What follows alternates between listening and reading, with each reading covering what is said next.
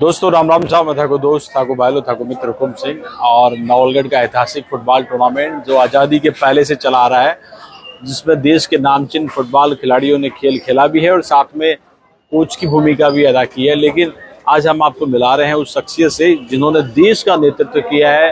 भारतीय football team के कप्तान के रूप में तरुण रॉय हमारे साथ है। तरुण जी, नवलगढ़ में बहुत बहुत स्वागत है आपका सर। बहुत और बिल्कुल हमारे कैमरा साथी पीछे ये लोग लगे हुए हैं बैकडोर की, लेकिन हम ग्राउंड दिखाते हैं, हमारे साथी इधर आ जाएं। तो मैं देश की आज़ादी से पहले टूर्नामेंट चला आ रहा है और ये वो ग्राउंड है। कैमरामैन साथी वापस आ जाएं।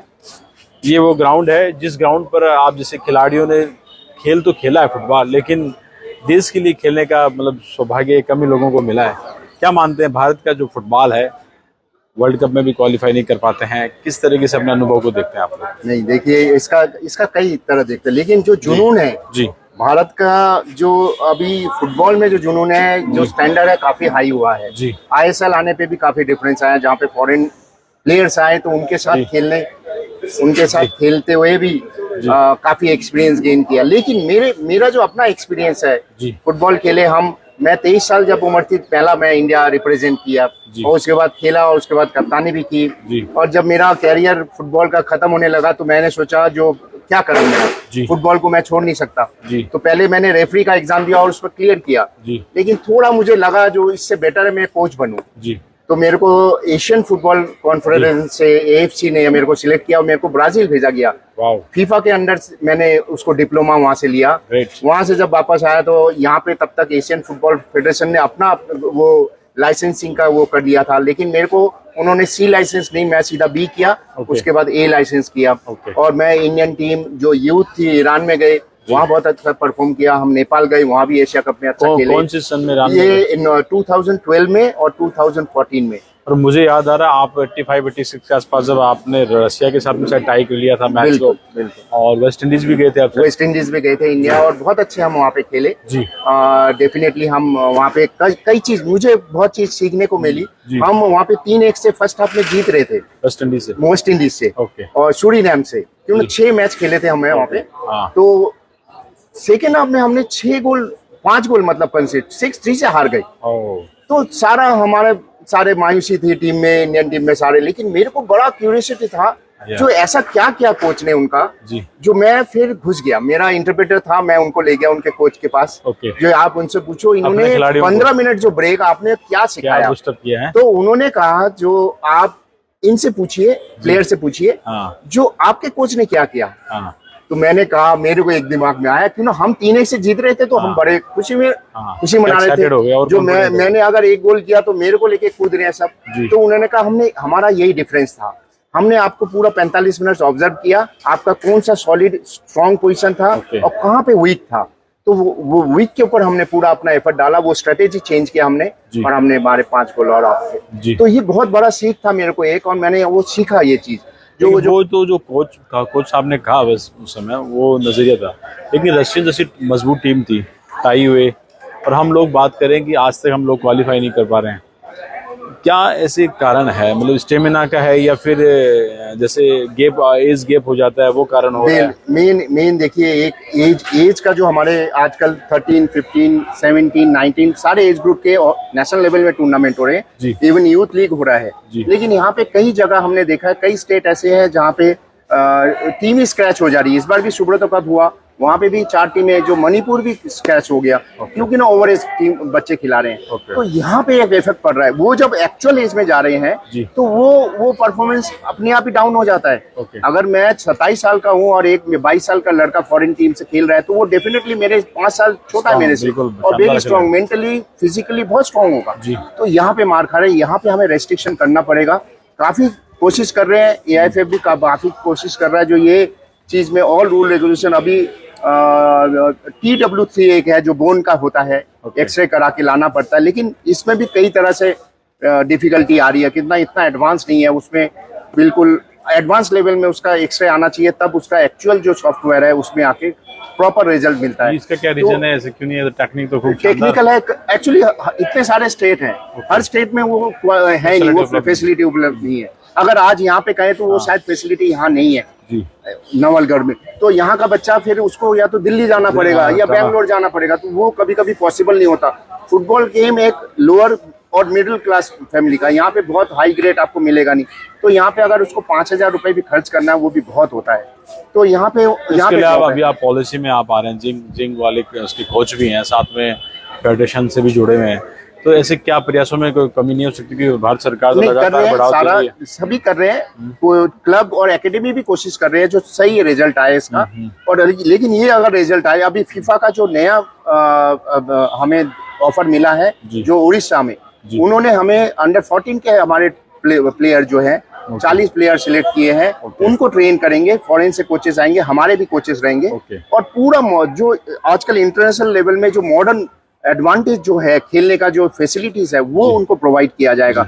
मेरे हिसाब से अगर ये चीज कंटिन्यूएशन में रहे तो डेफिनेटली ये 2034 जो 2034 का मेरा उम्मीद है जो इंडिया वर्ल्ड कप के लिए क्वालिफाई करेगा। तो अभी 2034 वाला होगा और उससे 28 वाला तो शायद हो गया, उसमें 26 वाला हम क्वालिफाई नहीं हुए अभी। अच्छा खेलते हुए भी हमने कतार को भी ड्रॉ किया और सऊदी को भी अच्छा खेले, हम अफगानिस्तान को भी मारे, लेकिन सेकेंड राउंड में हम उनसे लूज कर गए जिससे हम क्वालिफाई नहीं करे। और क्वालिफाई वाला 30 तक का भी हो गया, 30 का भी होगा, 30 में भी पूरा कोशिश करेंगे। हाँ, लेकिन ये वाला ग्रुप नहीं खेल पाएगा। मेरा होप है ये 10 साल इसको अगर कोचिंग मिले, ये जब 24-25 साल के हो जाएंगे तो डेफिनेटली इनका वाले में मेजबान शायद भारत का जो इंडिया मेजबान होने का एक बहुत है चांसेस है। हमारे जिंक के 2 प्लेयर अभी एज करंट इंडिया खेल रहे हैं अंडर 17 जो अभी इंडोनेशिया में खेल के आए हैं। लास्ट ईयर भी 2 लड़के हमारे खेले, इंडिया के कैप्टन बने दोनों ही एशिया कप में, अंडर 17 अंडर 16 में। मोहम्मद कैफ यहीं पे है जो हमारे राजस्थान का है, तो बड़ी खुशी होती है जो यहाँ के मैंने जो अपना पूरा एफर्ट डाला, तो उसमें से अचीवमेंट मेरे को यही मिल रहा है। जो बच्चे इंडिया खेल रहे हैं हर साल 1-1, 2-2, मेरे राजस्थान से जो कि 40 साल बाद ऐसा मौका मिला।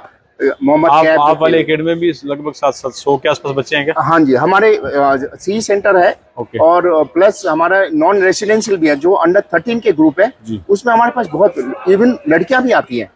तो इसलिए हम उसको भी बेस को सॉलिड करने की कोशिश कर रहे हैं, उनको सारा ट्रेनिंग, उनको पूरा फैसिलिटी दे रहे हैं वहाँ पे। जो मेजबान होता है उनको तो वैसे ही एंट्री हो सकती है, तो हम ये माने कि चलिए अपनी योग्यता से एंट्री हो जाएगी इंडिया की, लेकिन वैसा नहीं होगा तो 3-4 में मेजबान, अगर 2033 मेजबान हो, हम एज ए होस्ट हो, तो उसमें तो हमें एज ए होस्ट हमें चांस मिल ही जाएगा।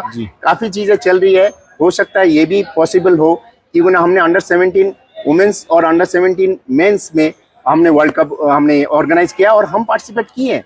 तो इस तरह भी हमें एक्सपीरियंस मिलता है, इसमें एक जो आगे दिखता है, जो रोल मॉडल दिख जाता है, जो हमारे ये बच्चे आगे वर्ल्ड कप खेल के आ रहे हैं, तो जूनियर जो है बच्चे हैं, पेरेंट्स है, सबसे ज्यादा पेरेंट्स है, वो भी आगे बढ़ते हैं जो हाँ एक फ्यूचर है हमारे बच्चे के लिए।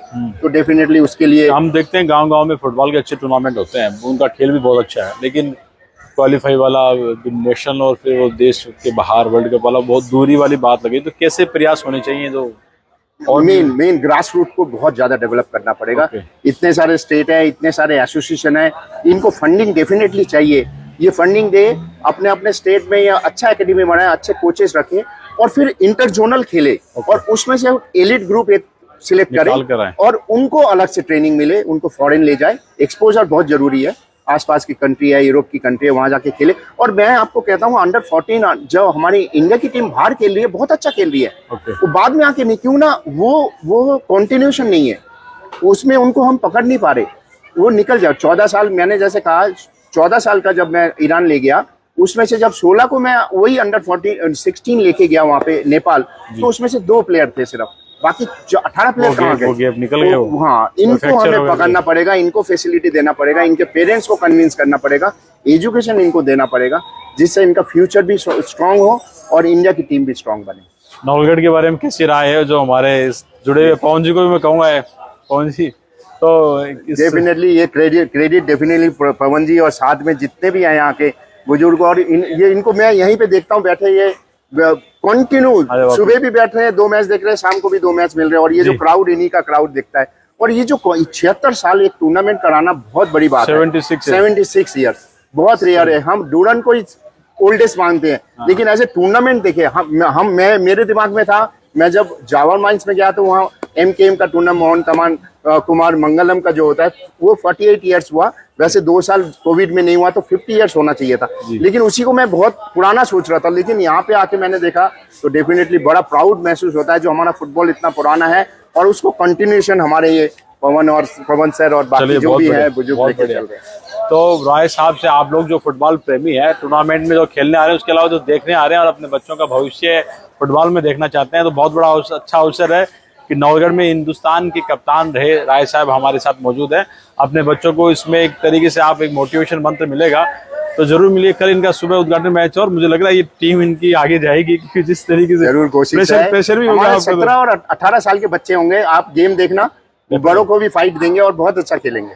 तो हम यही चाहेंगे अपना नॉलेज यूं बांटते रहे और प्रतिभा आगे निकाल कर देश के लिए आप लोग वर्ल्ड कप क्वालिफाई करें। बहुत बहुत शुक्रिया, धन्यवाद।